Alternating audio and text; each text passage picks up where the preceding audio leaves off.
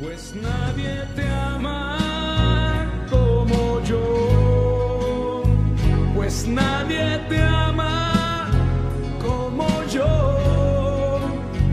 Mira la cruz, esa es mi más grande prueba. Nadie te ama como yo. Pues Bienvenidos a Creciendo Juntos en Nuestra Fe Católica, el programa que le ayudará a conocer la riqueza de su fe y a profundizar en su relación personal con Jesucristo en su iglesia. Y ahora con ustedes, el Padre Julián Cardona. nadie te ama como yo. Saludo muy especial para todos ustedes que nos escuchan en este hermoso día, Día del Señor, Dies Domini, día en el que, como hijos de un mismo Padre, acudimos a la celebración de la Santa Misa y tenemos también este regalo especial, el de este programa en el que nuestra fe es explicada, en el que nuestra fe se pone en público para nuestra propia consideración, así también como para aquellos que, sin ser católicos, quieren escuchar este programa y a través de los textos bíblicos, a través de las enseñanzas que no son mías, sino que son de nuestra Santa Iglesia, la Iglesia Católica, pueden ir descubriendo qué es lo que verdaderamente creemos los católicos, para que se quiten de la mente todas esas ideas falsas, equivocadas, calumnias que en contra de nosotros los hermanos protestantes que actúan de una manera pues anticatólica suelen enseñar. Voy a invitarlos entonces a que ustedes y yo nos pongamos en las manos de nuestro Dios amoroso con la fe de que todas nuestras oraciones son escuchadas siempre por este Dios que, como nos dicen las Escrituras, puede darnos más de lo que nosotros nos atrevemos a pedir. Este Dios que, como nos dice Jesús, sabe ya nuestras necesidades aún antes de que nosotros se las digamos.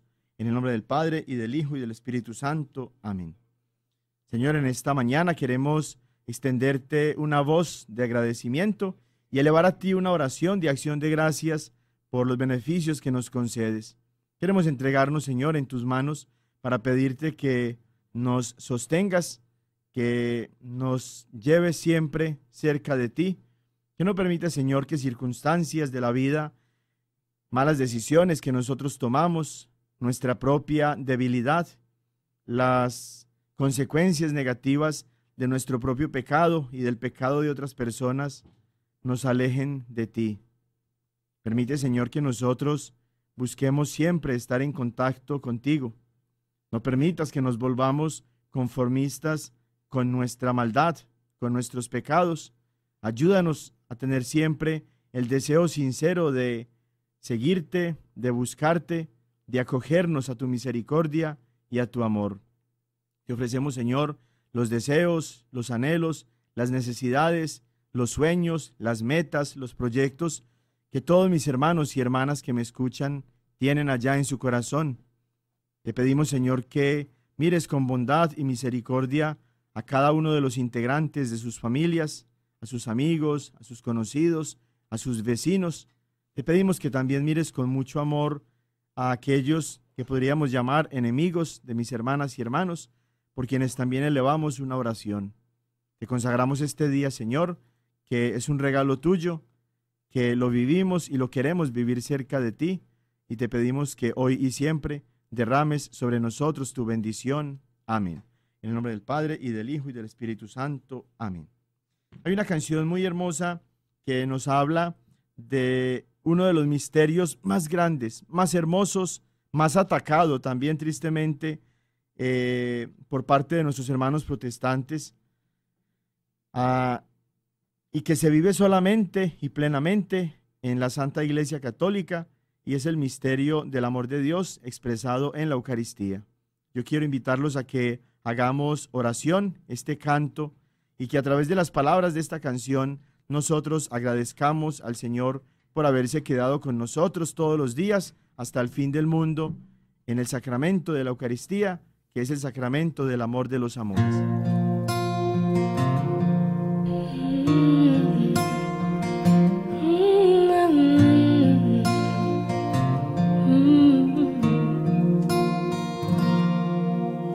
Aunque pase por las turbias aguas y me sienta débil o en soledad,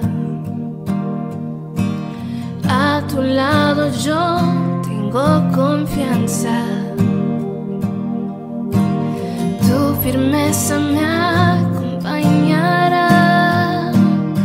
Yo creo en ti, Jesús, Eucaristía, la inmensidad presente en el altar. Tu amor por mí me vuelve la alegría. De mano de María, aquí estoy para adorar. No hace falta que diga palabras, conoces mis pensamientos. Ante ti se desnuda mi alma. Me rindo a ti, Dios eterno. Yo creo en ti, Jesús, Eucaristía, la inmensidad presente en el altar. Tu amor por mí me vuelve la alegría. De mano de María, aquí estoy para adorar. Yo creo en ti, Jesús, Eucaristía, la inmensidad presente en el altar. Tu amor por mí me vuelve la alegría. De mano de María, aquí estoy para adorar. Vengo a ti para adorar. Aquí estoy para adorar.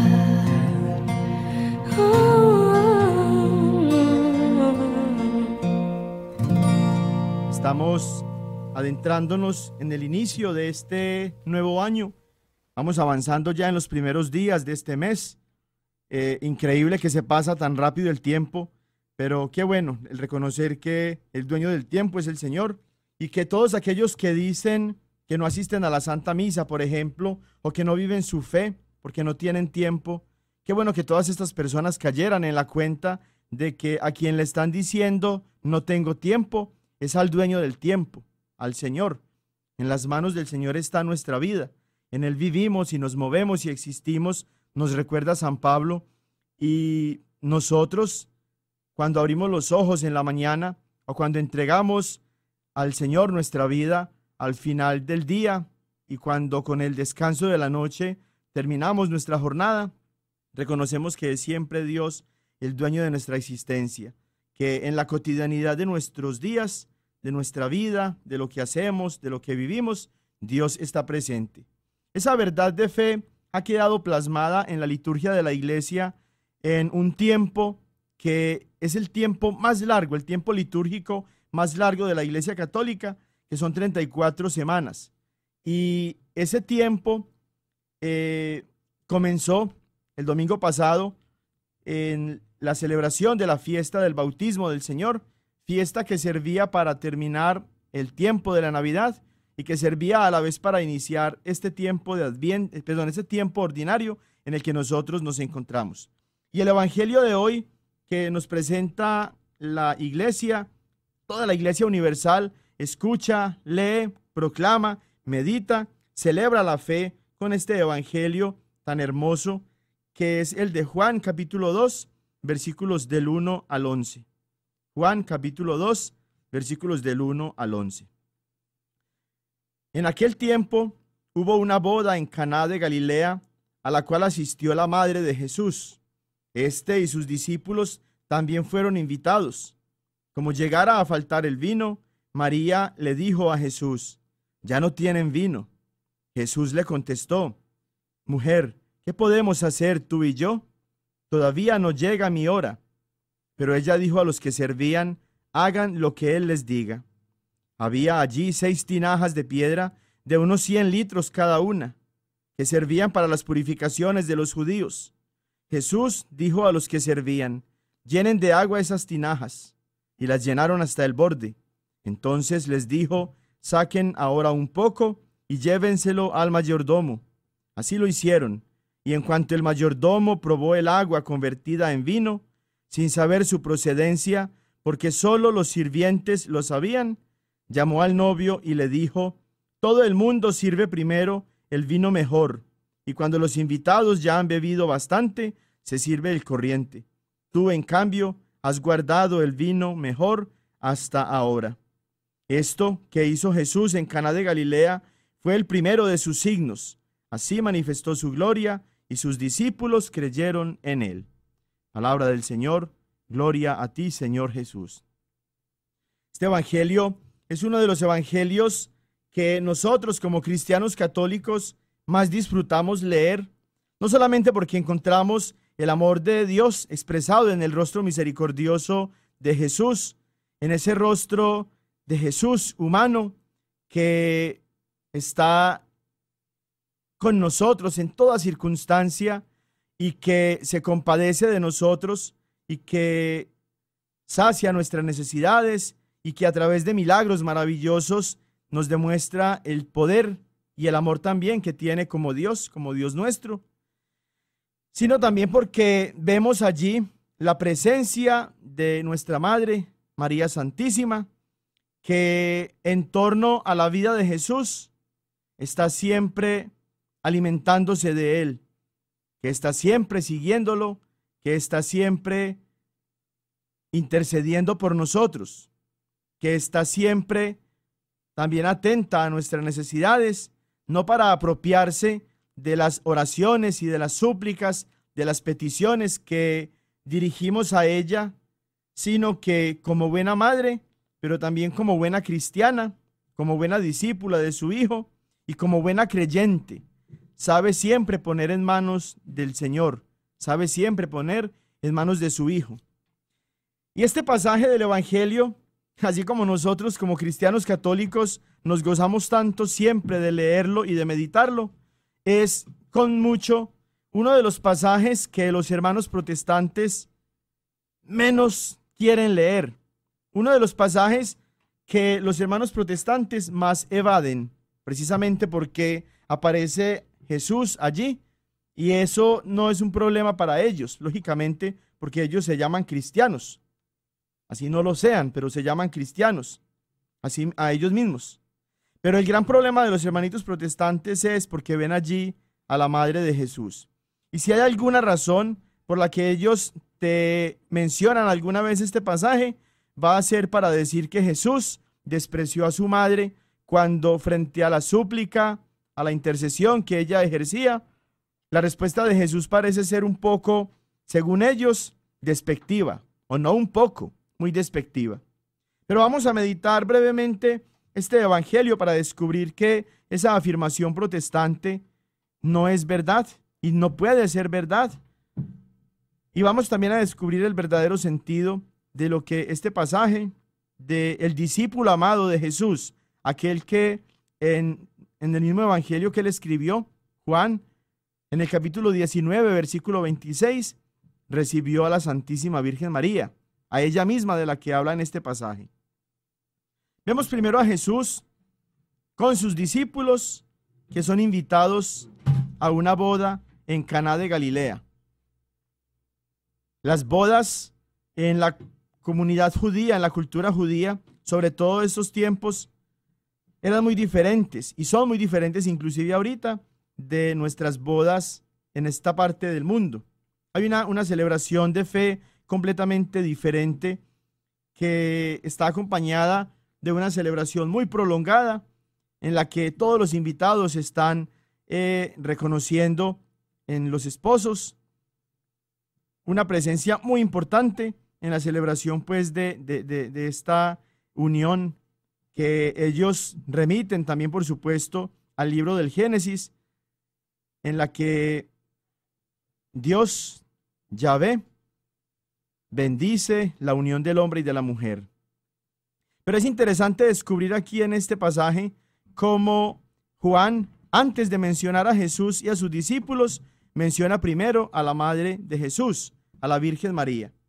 Y hay allí una primera nota que quiero mencionar, y es con respecto a ese título que, además de ser un título maravilloso, es también la realidad profunda y incomparable de una mujer que fue escogida por Dios mismo para ser la madre de su Hijo, la madre de Dios, Jesús. El 1 de enero iniciábamos este año 2019 y así lo hacemos cada inicio de año, poniendo en las manos de nuestra Madre Santísima ese año que comienza en una solemnidad que es de las más importantes y también la más antigua de nuestra Iglesia Católica en torno a la Virgen María, nuestra Madre Santísima, que es Madre de Dios, la Theotokos, es decir, Madre de Dios. Basta con tener un corazón sincero y revisar las Escrituras, meditar en las Escrituras inspirados por el Espíritu de Dios para descubrir en María a la Madre de Dios, para descubrir en las Escrituras a María como Theotokos, como Madre del Señor. Los hermanos protestantes no son capaces de descubrir esa realidad sencillamente porque no tienen un corazón sincero y porque cuando leen las Escrituras no las están interpretando, leyendo, meditando, no están profundizando en ellas, movidos e inspirados por el Espíritu Santo, sino por un espíritu que es contrario al Espíritu de Dios y que les impide a ellos reconocer a María como Madre del Señor, como Madre del Salvador.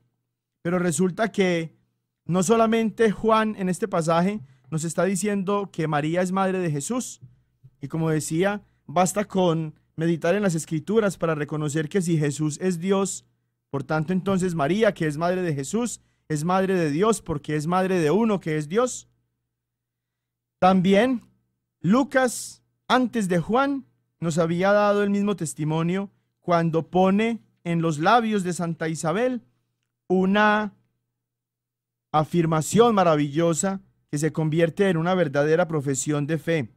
Cuando la Virgen María sale a visitar a su prima Isabel, una vez que se entera pues que ésta está embarazada, nos dice allá el Evangelio de San Lucas en el capítulo 1, desde el versículo 41 en adelante, que cuando Isabel oyó el saludo de María, Juan el Bautista, que estaba ya en su seno, saltó en su vientre, y que Isabel, llena del Espíritu Santo, levantó la voz, es decir, con una voz muy fuerte, nos dice el versículo 42, llamó a María de la siguiente forma: bendita tú entre las mujeres y bendito el fruto de tu vientre. Lucas, como Juan, nos está dando una afirmación supremamente importante y que podríamos decir aparentemente es una forma inapropiada de dirigirse estos dos escritores a esto que están ellos describiendo cuando primero mencionan a una criatura y después mencionan a Dios. Lucas dice, bendita tú entre las mujeres. Está hablando de María, está bendiciendo a María. Y una vez que ha extendido su bendición a María, la pasa ahorita a su hijo, al fruto de las entrañas virginales de la Santísima Virgen María, cuando dice, bendito el fruto de tu vientre. Y a continuación dice también entonces el versículo 43, ¿quién soy yo para que me visite la madre de mi Señor? Y así como Lucas en esos versículos de su evangelio, en el capítulo 1, versículos del 41 al 43, también encontramos en el evangelio de Juan, a Juan, que antes de mencionar a Jesús presente en estas bodas, menciona primero a la madre de Jesús. Hay una pregunta ya fundamental que nos tenemos que hacer allí, y es la pregunta de ¿por qué? ¿Qué mueve a estos dos escritores sagrados a mencionar primero el nombre o el rol o la persona de una simple criatura antes que mencionar el nombre o el rol o la presencia de Dios? Los hermanitos protestantes no entienden esta realidad, pero nosotros como católicos, que tenemos, además de las Sagradas Escrituras, la tradición apostólica y la historia ya de 2000 años, somos capaces de entender la humildad de Dios y de entender también cómo Dios, que es el Todopoderoso, es capaz de valerse de la humildad de su esclava, como lo dice la misma Virgen Santísima, y también de lo que cada uno de nosotros puede hacer como seres humanos. Nosotros, curiosamente, podríamos decir que somos necesarios para Dios, no porque Dios nos necesite en realidad, sino porque Dios quiere contar con nosotros. Ya contó con cada uno de los patriarcas, de los profetas, de los reyes, de los líderes en su pueblo, allá en el Antiguo Testamento. Quiso contar también con cada uno de los 12 apóstoles, quiso contar con cada uno de aquellos pontífices o papas, obispos, sacerdotes, diáconos, líderes laicos a lo largo de toda su iglesia, de toda la historia de su iglesia, y quiere contar también hoy contigo y conmigo. Nuestra vida puede ser como la vida de María, un instrumento del amor y del poder de Dios. Si como María nos ponemos en manos del Señor, podemos nosotros ser como ella, canales a través de los cuales se hace efectiva la misericordia de Dios en bien de nosotros. ¿Por qué pone Juan a María en el relato de este pasaje del Evangelio antes de poner a Jesús y a sus apóstoles? Porque el relato mismo del Evangelio nos permite ver que de alguna manera, así como es figura central Jesús, lo es también María. Pero antes de aparecer Jesús como figura central, aparece María como figura central. Porque estas personas que celebraban la boda, al reconocer que ya no tienen vino, acuden a ella preocupados. Y María hace lo que la Iglesia Católica ha reconocido por 2000 años, que ella hace y que los santos hacen y que inclusive todos nosotros hacemos: la intercesión. María intercede por esta familia, por esta pareja, para que Jesús, no María, para que Jesús les haga el milagro. Entonces los hermanos protestantes, cuando confunden la mediación con la intercesión, dicen que no puede haber nadie más sino Cristo, porque Jesús es el único mediador entre Dios y los hombres, lo cual es verdad. Pero ellos confunden la intercesión con la mediación. Y este pasaje, que también está en sus Biblias, les permite ver a ellos como a nosotros que María intercedió por aquellos que estaban en una necesidad. Y en nuestra propia vida, María se convierte en intercesora. María se convierte en el canal, como decíamos, a través del cual el amor de Dios llega hasta nosotros. Si un día el Padre misericordioso se valió de ella, de su sí, de su disponibilidad, de su confianza, de su fe, de su virginidad, de su pureza, de su santidad, para poner en su seno al autor de nuestra salvación, de la misma manera Jesús se vale de ella para realizar su primer milagro. Miren que Jesús no realiza el milagro porque ya hubiera llegado su hora. No, Jesús adelanta el inicio de su ministerio porque María se lo pide, porque María intercede ante él. Imagínense ustedes el poder tan grande que tiene la Santísima Virgen María ante su Hijo. No un poder para realizar milagros, no un poder para reemplazar a su Hijo, no un poder para ponerse ella en el lugar de su Hijo, como creen los pobres hermanos protestantes. No, el gran poder de María es la intercesión. Y a esa intercesión la mueve el gran amor que siente por cada uno de nosotros, porque es nuestra madre. Nosotros como cristianos católicos tenemos a un Padre común que Jesús nos dio como Padre. Tenemos un hermano común que es Cristo Jesús, nuestro Señor, que se hizo uno como nosotros en todo, menos en el pecado. Pero tenemos también una madre común que es la madre de Jesús, la madre de Dios, la madre de uno que es Dios y que es también madre de nosotros. Por eso nosotros nos reconocemos como la familia de Dios. Tristemente, los hermanos protestantes no tienen madre. No tienen madre porque la han rechazado. No tienen madre porque creen ellos que al tenerla están siendo infieles al amor que le deben únicamente a Dios. Y Jesús hoy, a través del testimonio de Juan, nos está mostrando que no. Que el tener una madre es un regalo adicional que el Señor nos ha dado, porque sabe Él que también nosotros necesitamos intercesión, que también nosotros necesitamos contar con la prontitud con la que María acude en favor nuestro. Y no puede ser cierto en la interpretación de los protestantes que Jesús estaba despreciando a su madre, porque Jesús es Dios, y Jesús como Dios no puede contradecirse. Si los mandamientos de la ley de Dios nos dicen que tenemos que honrar a padre y madre, y si Jesús como Dios deshonra a su madre despreciándola, se está contradiciendo, ¿no? Está yendo en contra de lo que él mismo como Dios, junto con el Padre y el Espíritu Santo, mandó. Por eso no tiene sentido que los hermanos protestantes afirmen que Jesús está despreciando a su madre.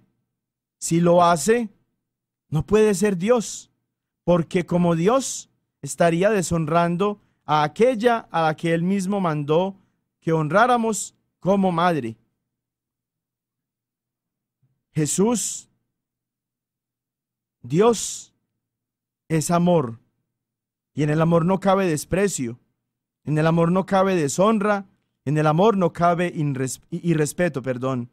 Por eso, Jesús no puede despreciar, no puede deshonrar, no puede mirar con malos ojos a su madre, porque en su misma ley, en la ley de Dios, él mismo ha mandado que nosotros todos honremos, respetemos, cuidemos, amemos a nuestros padres.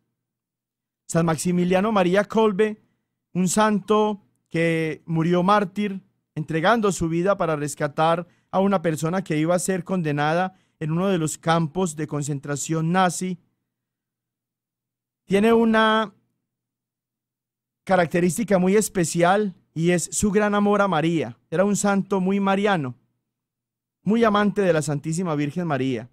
Y dice este santo: no tengan miedo de amar a María, no tengan miedo de amar a la Virgen María, porque nunca van a ser capaces de amarla tanto como Jesús la amó.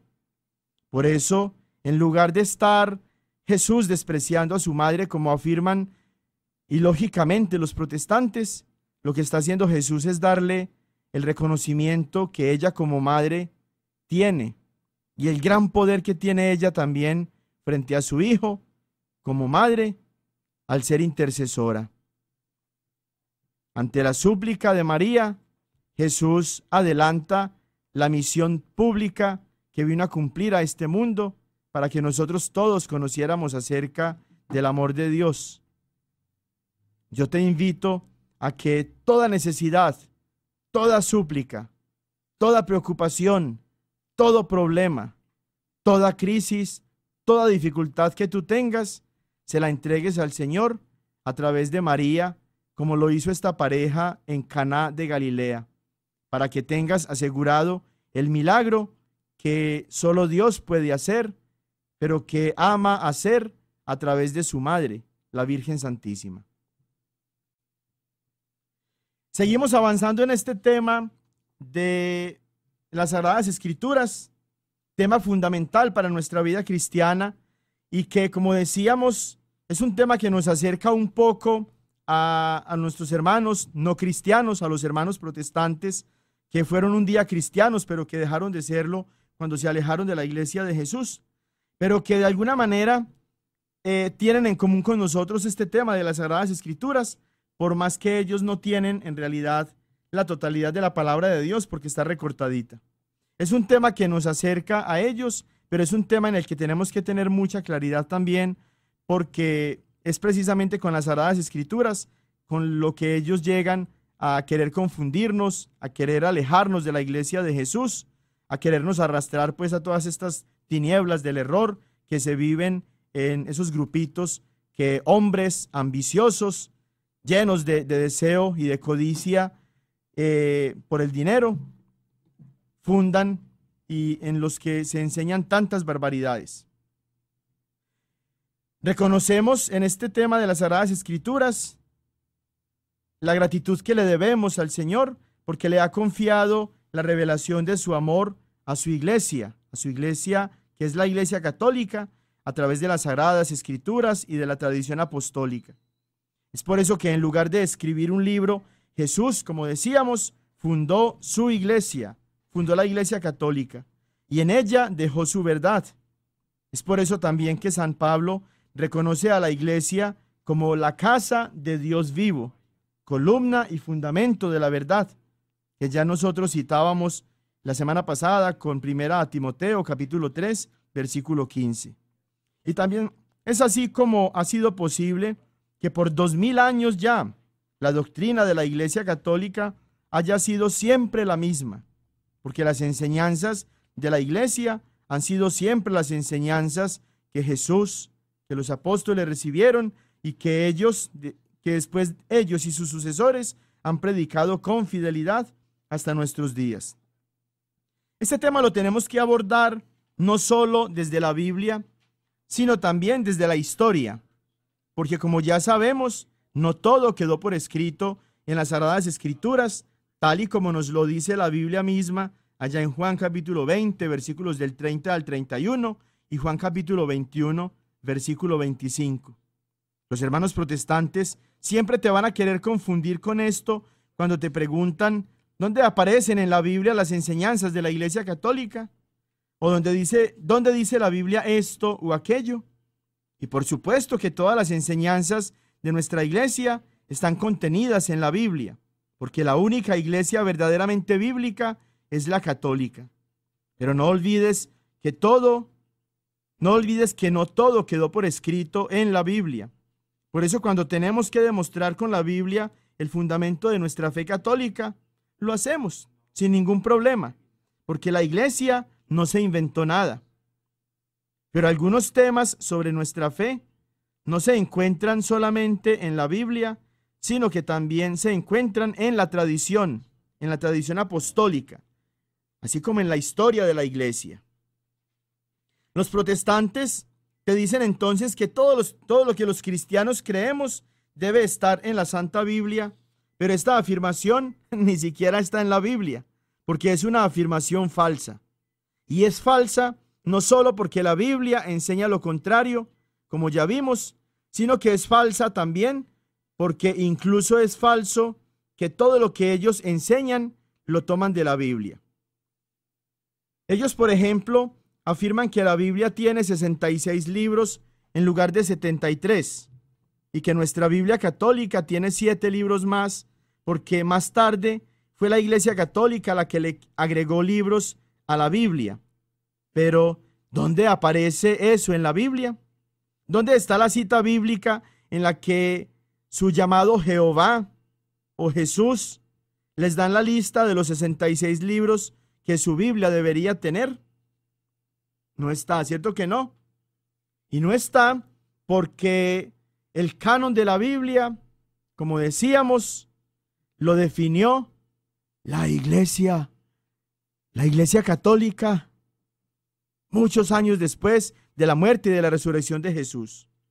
Ellos enseñan también que Jesús no fundó ninguna iglesia, pero cuando le demostramos allá Mateo capítulo 16, versículo 18, donde Jesús le dice a Pedro: tú eres Pedro, y sobre esta piedra edificaré mi iglesia, y los poderes del infierno no prevalecerán contra ella. Afirman ellos entonces que esa iglesia se corrompió. Y les preguntamos entonces, ¿dónde aparece eso en la Biblia? Afirman también que el Papa es la bestia del libro del Apocalipsis y que la Iglesia Católica es la gran ramera. Pero les preguntamos, les pedimos que nos den el capítulo y el versículo allá en el libro del Apocalipsis en el que ellos se basan para enseñar estas barbaridades. No la encuentran porque no está en la Biblia. Afirman también que el emperador Constantino fue el que fundó la iglesia católica allá en el año 314, cuando en el edicto de Milán el emperador declaró la iglesia libre para poder ejercer su fe, y ya entonces terminó con todas esas grandes persecuciones que le dieron a la iglesia la base maravillosa de muchos mártires que con su sangre hicieron que brotaran nuevas semillas a través de las cuales se producían muchas más personas que aceptaban la fe cristiana, la fe católica.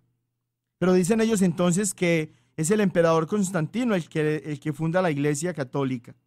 Pregúntale cuando vayan a visitarte allá, si me haces el favor, que te busquen en la Biblia dónde aparece eso. ¿Dónde está pues al menos el nombre de Constantino en la Biblia? Tiene que estar, porque todos los protestantes creen esa basura. Todos los protestantes enseñan la misma basura acerca de la gran ramera y acerca de la bestia. Pero qué bestias, porque afirman una cosa que ni siquiera está en la Biblia y después te dicen que sí, que todo está en la Biblia. Miren la falsedad, miren los engaños, miren las mentiras, miren las calumnias. Todas esas cosas no están en la Biblia porque no todo quedó por escrito en la Biblia. Porque Jesús no fue el que definió el canon de las Sagradas Escrituras, fue la iglesia que fundó Jesús. Porque el Jehová de ellos no les dictó los libros que iban a aparecer después en sus Biblias. Fue la iglesia que ellos atacan, es la iglesia que ellos calumnian, es la iglesia que ellos odian, la iglesia católica. Es gracias a la iglesia católica que ellos tienen en sus manos ahorita la Biblia, con la que después quieren ellos alejarte a ti de aquel que le confió esa Biblia, esa revelación de Dios a su iglesia, a la iglesia católica. Por eso, cuando abordamos el tema de las Sagradas Escrituras, no podemos hablar de esto basándonos solamente en la Santa Biblia, sino que tenemos también que centrarnos en lo que encontramos en la historia. Y así como en la Biblia aparece solo una iglesia, la iglesia católica, así también la única iglesia verdaderamente histórica es la iglesia católica. Si empezamos a revisar en la historia en mirada retrospectiva, es decir, hacia atrás, comenzando desde el año en el que nosotros nos encontramos, vamos a encontrar que la única iglesia que tiene 2000 años es la iglesia que fue fundada por Jesús hace 2000 años. Vamos a encontrar que la única iglesia que tiene como testigo veraz la historia es la iglesia católica. Los demás grupitos, changarritos, entre comillas, iglesitas, que desde Martín Lutero se han fundado en el mundo y que ya suman varios miles y que siguen creciendo cada día, son iglesitas que vienen apenas desde 1517 en adelante, la más antigua, que es la de Martín Lutero. Y hay unos changarritos que han fundado inclusive hasta el año pasado y todavía tienen el descaro ellos de afirmar que esas iglesias vienen de Jesús y que son la iglesia de Jesús. Pero así como es fácil tomar la Biblia y malinterpretarla en cada una de las cosas en las que ellos afirman todas estas barbaridades. Así también es fácil hablarle al que no sabe de Sagradas Escrituras y que no sabe de historia, engañándolos al decirles que su iglesia es la verdadera iglesia. Pero con la historia no se puede hacer lo mismo, porque lo escrito en la historia, escrito está. Ya no se puede cambiar, ya no se puede interpretar de otra manera, ya no se puede desaparecer, no se puede borrar. Y por tanto, la única iglesia que es verdaderamente histórica es la iglesia que Jesús fundó hace 2000 años y que por tanto tiene 2000 años ya de antigüedad. Habíamos dicho 2 catequesis atrás que durante los primeros 300 años de la iglesia, la Biblia, entendida como la única colección que contiene todos los libros sagrados para el cristianismo, no existía. La Biblia, para su creación, para que fuera hecha, necesitó pasar por un largo proceso. Los líderes de la iglesia primitiva revisaron detenidamente numerosos escritos que existían entonces, inspirados todos ellos en la persona y la enseñanza de Jesús, pero no todos ellos eran inspirados por el Espíritu Santo. Al final, fue la Iglesia Católica quien, bajo la inspiración del Espíritu Santo, discernió, es decir, declaró cuáles libros eran de inspiración divina y los incluyó en el canon bíblico de las Sagradas Escrituras. Todo esto tuvo lugar en los primeros 382 años de la Iglesia Católica, porque fue en el año 382, decíamos, donde la Iglesia en el Concilio Romano definió, bajo el gobierno legítimo de un sucesor de San Pedro, que era el Papa San Dámaso I, el canon oficial de los libros contenidos en la Santa Biblia, que desde ese momento en adelante empezaron a ser reconocidos como palabra de Dios. Y es que mencionábamos ahorita que los hermanos protestantes afirman que la Iglesia Católica le agregó 7 libros a la Biblia y que por tanto nosotros tenemos 73 libros y ellos tienen apenas 66. Y con eso están reconociendo la ignorancia tan grande que tienen en relación con la historia, con la Biblia, con la fe cristiana, pero están reconociendo además que no están enseñando la verdad y que por tanto no pueden estar inspirados por el Espíritu de la verdad, porque el Espíritu de la verdad no puede inspirar una mentira. Y les tengo una aclaración a ellos para que ustedes todos las tengan en sus mentes y en sus corazones y para que se las presenten a los hermanitos protestantes cuando ellos lleguen a su casa. Resulta que la Iglesia Católica no le agregó apenas 7 libros a la Biblia. La Iglesia Católica sí le agregó libros a la Biblia, pero no 7. Le agregó 73. Ya existía el Antiguo Testamento, que en ese tiempo no era considerado todavía Antiguo Testamento, porque la Iglesia no había definido un Nuevo Testamento. Existían 46 libros que estaban en la Biblia hebrea, pero no era la Biblia de nosotros, no era la Biblia cristiana, era la Biblia hebrea. La Biblia cristiana no existía, por tanto, no había ni una Biblia cristiana, no había ningún libro, por tanto, en una Biblia cristiana, porque no existía. Y es en el año 382 donde la Iglesia agrega 73 libros a la Biblia nuestra, a la Biblia cristiana católica. Y para hacerlo, acepta, reconoce que los 46 libros que nuestros hermanos judíos tenían ya en su Biblia hebrea, aún desde antes de Cristo, eran libros inspirados por el Espíritu Santo, y agrega esos primeros 46 libros en el canon de nuestra Biblia, llamándolo a ese grupo de libros Antiguo Testamento. Y después, tomando, como decíamos ahorita, el tiempo, el trabajo serio, responsable, a la vez que también iluminado por el Espíritu Santo, de reconocer en todos esos escritos que existían en la época de la primitiva comunidad cristiana acerca de Jesús. Empezaron a elegir, movidos por el Espíritu Santo, inspirados por el Espíritu Santo, los libros que sí eran de inspiración divina y los libros que no. Y agregaron a esos 46 libros del Antiguo Testamento 27 más a los que llamó la Iglesia Nuevo Testamento, fundamentada en la nueva alianza, en el nuevo pacto que Dios hacía con su nuevo pueblo a través de la sangre de Jesús que se derramaba no solamente en la cruz, sino también en la Eucaristía. Entonces, cuando les digan a ustedes que la Iglesia le agregó 7 libros a la Biblia, corríjanlos, por favor. Díganles que la Iglesia no agregó 7 libros, que agregó 73. Y que esos 73 libros son los que desde el año 382 en adelante han sido reconocidos como libros sagrados, han sido reconocidos como libros que contienen la palabra de Dios hasta nuestros días.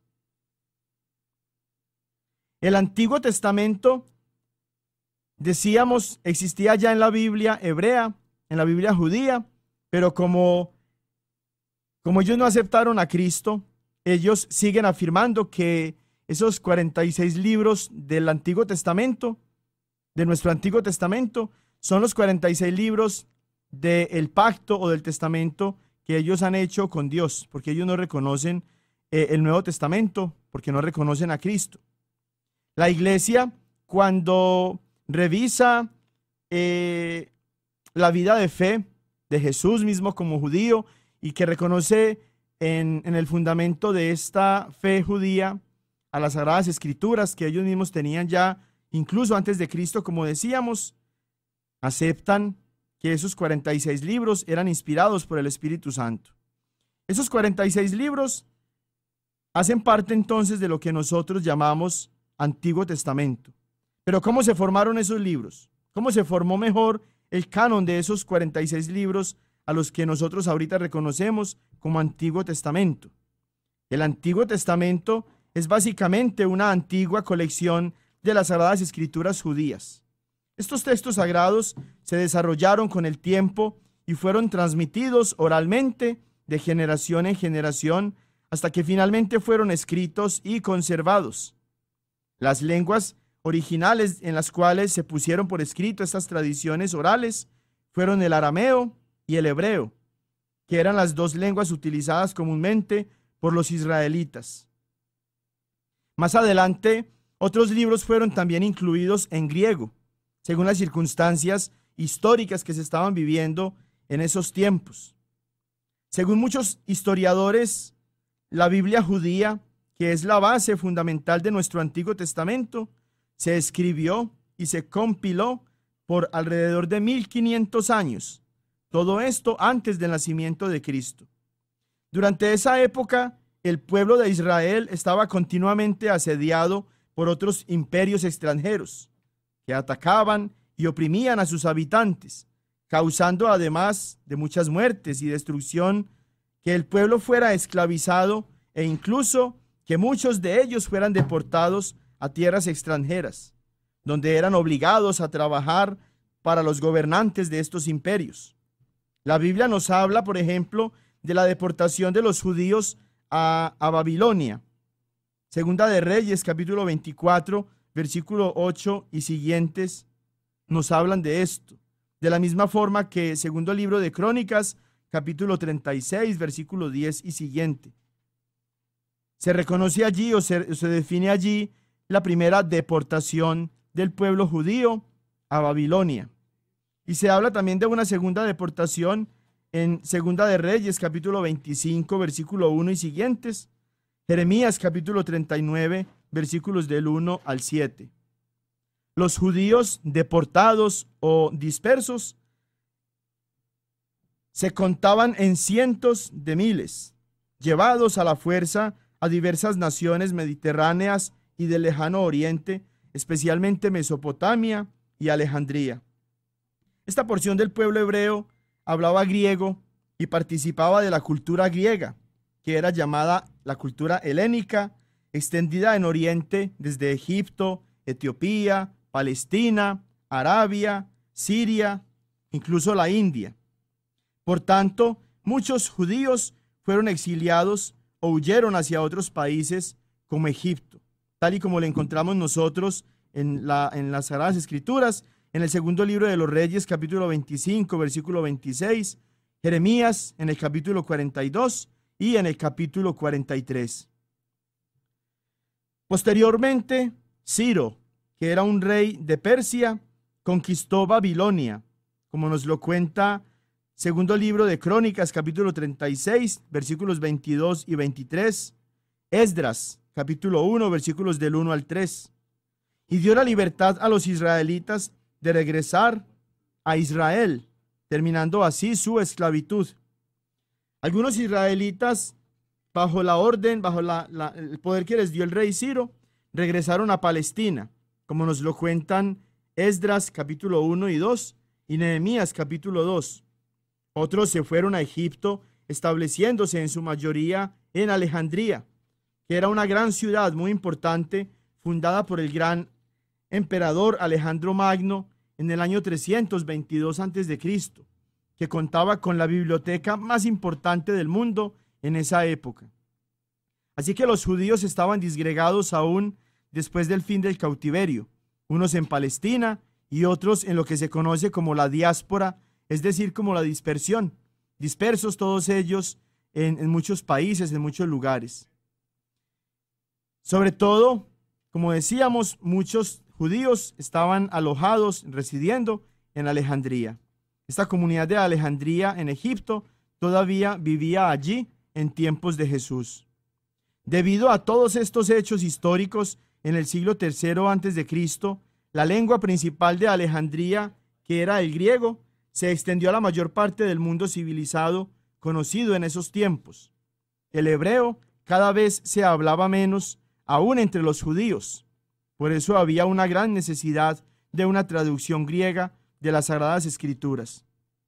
Según una carta atribuida a un judío helenizado llamado Aristeas, dirigida a su hermano Filócrates en el año 285 a.C., el rey de Alejandría, que se llamaba Ptolomeo II Filadelfo, solicitó al sumo sacerdote Eleazar de Jerusalén la presencia de 72 sabios judíos, 6 por cada tribu de Israel.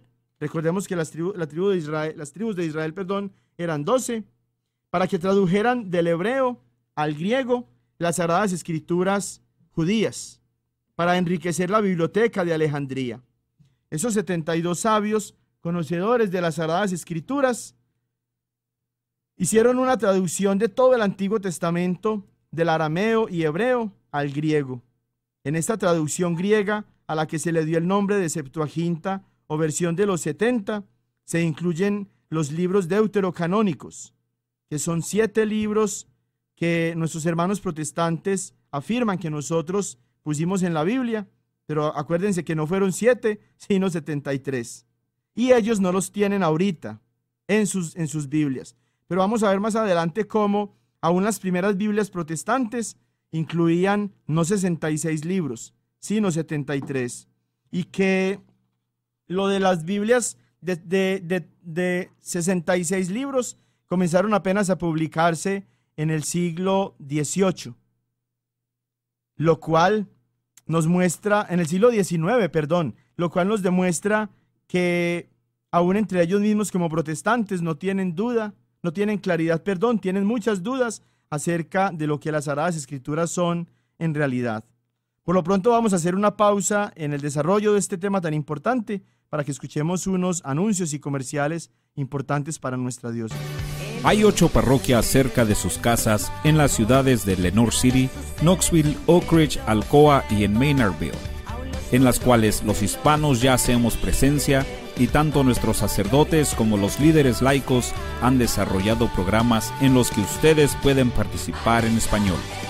Estas iglesias tienen misa en español durante estos horarios. Todos los sábados a las 7 de la noche en Lenoir City en la parroquia Santo Tomás Apóstol, en Knoxville en la parroquia Todos los Santos, All Saints, y en Alcoa en la parroquia Nuestra Señora de Fátima. Todos los domingos puede asistir a misa en español en las siguientes iglesias y horarios: en Oak Ridge, en la parroquia Santa María a las 2 de la tarde; en Knoxville, en la Catedral del Sagrado Corazón de Jesús a la 1 de la tarde; y en la parroquia Santo Espíritu, Holy Ghost, a las 7 de la noche; en Maynardville, en la parroquia Santa Teresa de Calcuta a las 11 de la mañana. Si desean más información sobre la Iglesia Católica o dónde pueden ustedes asistir a misa en otras ciudades y celebrar los sacramentos, por favor llamen a la oficina del Apostolado Hispano al 865-637-4769.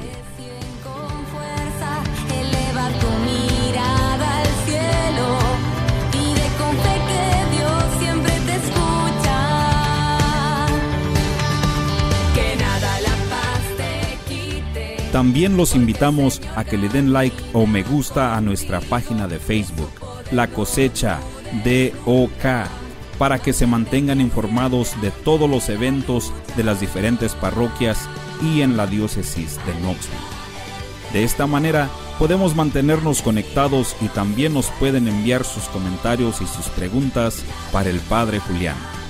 Otra manera de enviarnos sus preguntas es llamando a nuestra oficina al 865-637-4769.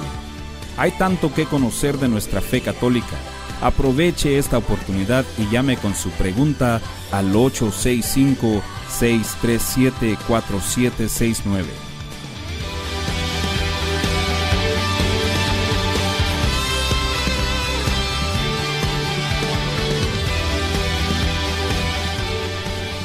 La Iglesia de Santo Tomás Apóstol de Lenoir City los invita a formar parte de su gran familia hispana. Ustedes están invitados a participar en el grupo de oración todos los jueves de 7 a 9 de la noche en el Centro de Vida Parroquial. La iglesia también ofrece clases de inglés y clases de español. Los invitamos al grupo de jóvenes y a los grupos de estudio de la Biblia. Para más detalles necesitan llamar a la oficina parroquial de lunes a viernes de 9 de la mañana a 4 de la tarde al 865-986-9885, 865-986-9885. También les anunciamos el horario del sacramento de la confesión, todos los martes a las 6 de la tarde en la iglesia. Los sacerdotes que hablan inglés y español los animan a que acudan a este sacramento regularmente. Y recuerden que todos son bienvenidos a la iglesia de Santo Tomás Apóstol de Lenoir City. Para anuncios de próximos eventos, por favor, vea La Cosecha. También la diócesis los está invitando a que participen en un taller para padres, abuelos, apoderados de niños y jóvenes sobre el choque de cultura y sus consecuencias y el impacto que tiene todo esto en los jóvenes y en las familias. Este taller va a ser el sábado 2 de febrero de 8:30 a 4 de la tarde en la Cancillería, en Knoxville, a cargo de una psicóloga y de un líder de nuestra comunidad diocesana. Este taller va a servir muchísimo para que ustedes como adultos apoderados de sus jovencitos y de sus niños tengan la capacidad de mejorar las relaciones, la comunicación, a la vez que también entender por qué los niños y los jóvenes en estos tiempos pues están pensando y actuando como lo hacen. Entonces todos cordialmente invitados.